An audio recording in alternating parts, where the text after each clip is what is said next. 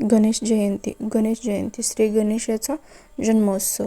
उद्या आपण श्री गणेश जयंती साजरा करतो. हा दिवस म्हणजे विघ्नहर्ता, बुद्धीचा अधिपती आणि मंगलमूर्ती श्री गणेशाचा अवतार दिन.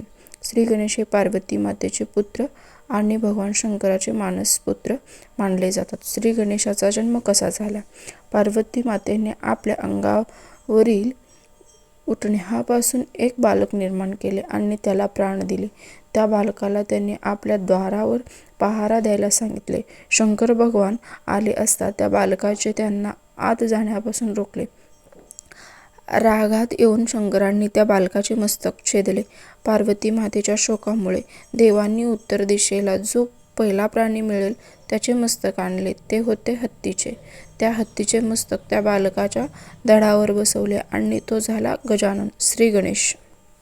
गणपती बाप्पाचा अर्थ गण प्लस ईश.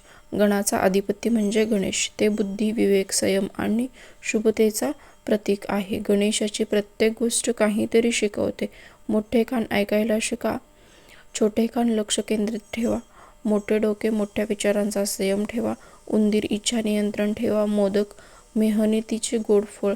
गणेश जयंतीचे महत्त्व. गणेश जयंतीला उपवास, पूजा, दुर्वा, अर्पण, मोदक, नैवेद्य आणि मनापासून प्रार्थना केली जाते. आजच्या दिवशी गणपतीची आराधना केल्यास आयुष्यातील अडचणी दूर होतात आणि बुद्धी शांती मिळते असे मानले जाते.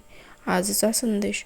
श्री गणेश, आमच्या आयुष्यातील विघ्न दूर करा, आमच्या मनाला शांती दे आणि आम्हा योग्य मार्ग दाखव. गणपती बाप्पा मोरया. मंगलमूर्ती मोरया.